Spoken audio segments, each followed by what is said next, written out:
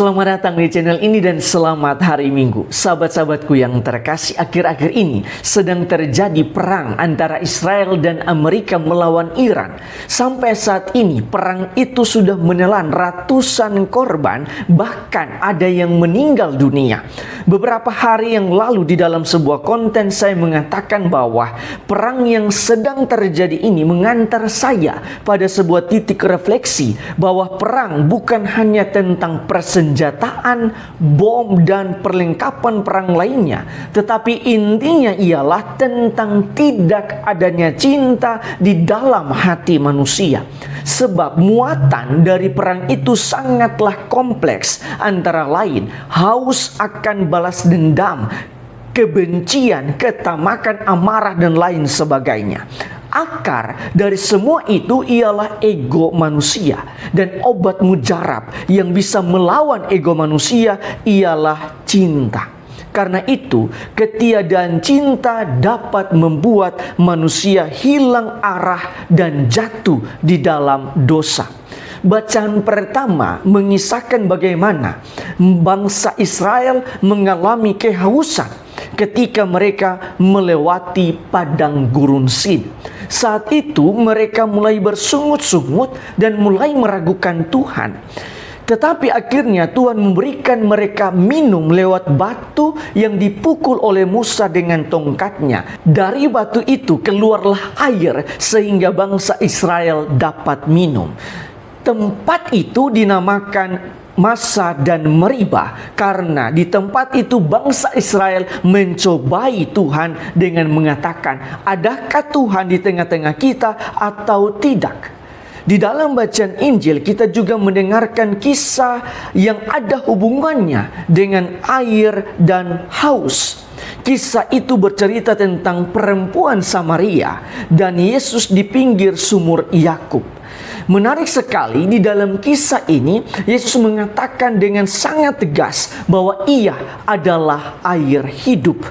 Siapa saja yang meminum air hidup itu tidak akan haus lagi. Pada titik ini kita bisa melihat benang merah antara bacaan pertama dan bacaan Injil, yang mana kepenuhan akan haus dan lapar manusia bukan tentang hal-hal jasmani saja, tetapi haus dan lapar secara rohani yang menimbulkan kesadaran bahwa Tuhan ada bersama-sama dengan kita dan akan memenuhi semua kebutuhan kita. Bangsa Israel akan haus dan lapar lagi karena mereka selalu tidak mengakui akan kehadiran Tuhan yang telah menuntun mereka keluar dari Mesir. Di dalam bacaan kedua, Santo Paulus merangkum permenungan ini dengan mengatakan bahwa Allah itu adalah pengharapan yang tidak mengecewakan. Sahabat-sahabatku yang terkasih, berdasarkan bacaan-bacaan hari ini, marilah kita merenungkan sejumlah remah-remah permenungan.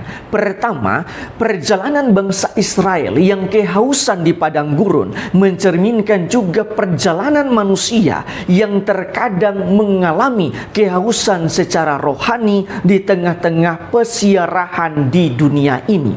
Terkadang perjalanan hidup kita seperti sedang berjalan di padang gurun yang begitu panas, melelahkan, haus, dan lapar. Kita merasa bahwa kepenuhan akan semua pergumulan itu ialah hal-hal jasmania dan duniawi semata. Manusia bergantung sepenuhnya pada pemikiran duniawi dan melupakan kehadiran Tuhan. Padahal di dalam bacaan Injil, Yesus mengatakan bahwa Ia adalah air hidup. Dan di dalam bacaan kedua, Santo Paulus mengatakan bahwa Allah adalah harapan yang tidak mengecewakan. Kedua, Paus Fransiskus di dalam ensiklik Evangelii Gaudium Injil sukacita mengatakan bahwa penderitaan itu akan selalu ada di dalam hidup manusia, tetapi sangat tergantung dari diri kita sendiri, dari manusia sendiri. Apakah kita bisa menghadirkan Allah di dalam hidup kita sehingga kita bisa menjadikan penderitaan itu sebagai persembahan kepada Tuhan, karena kita percaya bahwa Allah adalah harapan yang tidak mengecewakan.